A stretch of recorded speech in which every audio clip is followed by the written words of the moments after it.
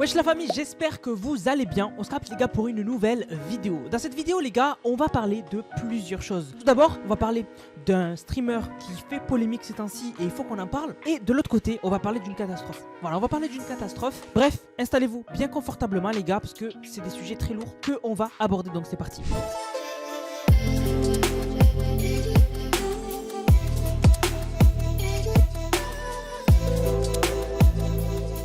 Le streamer dont je veux vous parler, c'est celui qui est ici. Alors il s'appelle Rakai, c'est celui du milieu. Et alors, je peux pas vous mettre le clip parce que chaque 2 secondes, il dit le N-word. Voilà, chaque 2 secondes, il dit le N-word. Et en gros, dans ce clip, il explique que être streamer ou créateur de contenu est plus compliqué que travailler à McDonald's. Voilà. Donc en gros, il insulte tout le monde qui est salarié. Alors déjà, ça se voit qu'il a jamais travaillé. Moi personnellement, je n'écoute jamais quelqu'un qui n'a pas vécu quelque chose et qui en parle comme s'il l'avait vécu. C'est-à-dire que si quelqu'un te dit ouais, ce métier-là il est facile, ce métier-là il est facile, s'il a jamais fait ce métier, eh ben il faut le balayer. Voilà, c'est une grosse balayette. Voilà.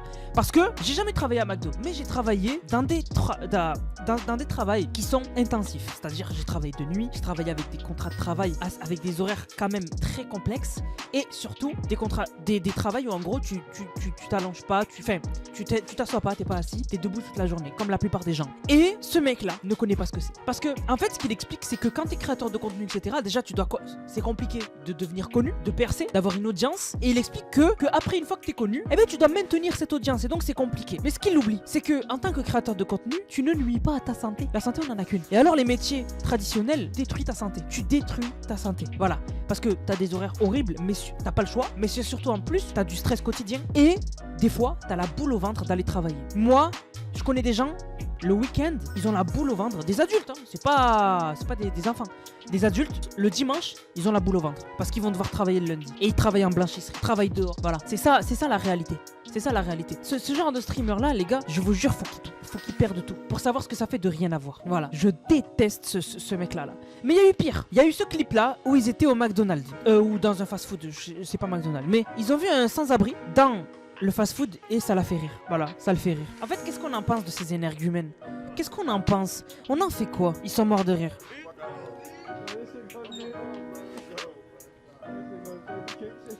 Franchement, en fait, tu peux juste les regarder avec dégoût, en fait. Je les regarde avec dégoût. Se moquer d'un sans-abri, on en est arrivé à là. Se moquer d'un sans-abri, bravo. Franchement, je sais pas quoi dire. Ce genre de clip me répugne.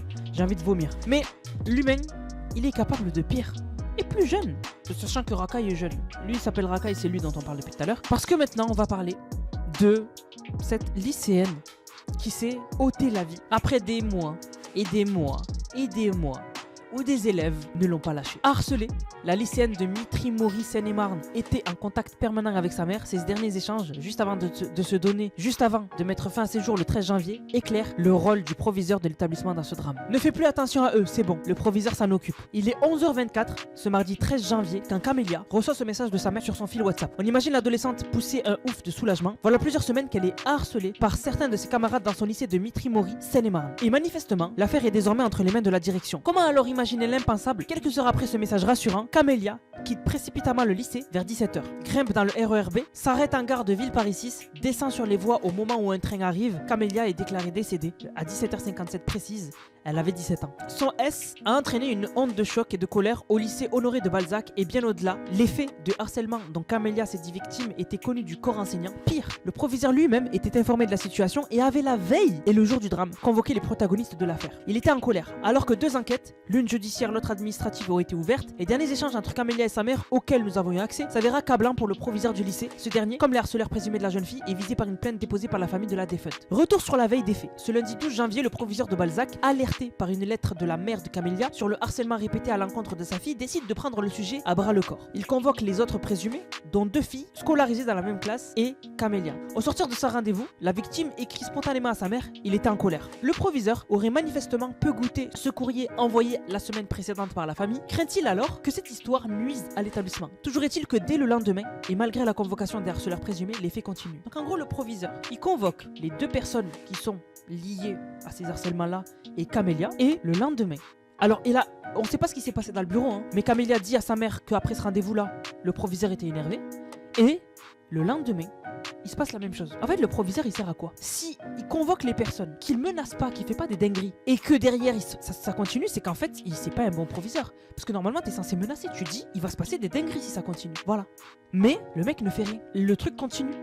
Et il s'énerve pour rien en fait. Bref, le lendemain, une journée se passe jusqu'à cette annonce surprise. Le proviseur veut revoir Camélia dans son bureau moins de 24 heures après la première entrevue. Donc Camélia, avec les 2 personnes qui l'harcèlent, elle a été convoquée. Et ça a continué, le lendemain il la reconvoque. L'élève encore en cours est donc prié de sortir de classe peu après 16h. L'échange dure environ une demi-heure. Donc elle reste une demi-heure dans le bureau du proviseur. À 16h32, la mère de Camélia reçoit un SMS de sa fille. Donc elle sort du bureau, Camélia, et elle envoie ce message à sa mère. Ils ont dit que c'est moi la fautive et que j'aurai une sanction disciplinaire. Je t'aime de tout mon cœur, je suis en cours, je te rappelle après. Donc, on a une fille qui se fait harceler depuis des mois. Le proviseur la convoque avec les 2 filles qui la harcèlent. Le lendemain, l'harcèlement continue. Le proviseur la reconvoque le lendemain et il lui dit qu'elle va avoir une procédure disciplinaire et que c'est sa faute. Je me retiens de dire des dingueries là. Stupeur chez la mère de Camélia qui n'était pas informée de cette nouvelle convocation. À 16h43, l'ado renvoie. Il a dit que je me victimise. 3 minutes plus tard, elle écrit à nouveau. En tout cas, je t'aime et t'es la meilleure maman du monde. Donc, le proviseur a dit à une fille harcelée, tu te victimises, juste avant qu'elle se ôte la vie. C'est les derniers mots de Camélia envoyés à sa mère, alors que celle-ci la croit toujours en cours. L'adolescente a pris ses affaires et quitte la classe, prétextant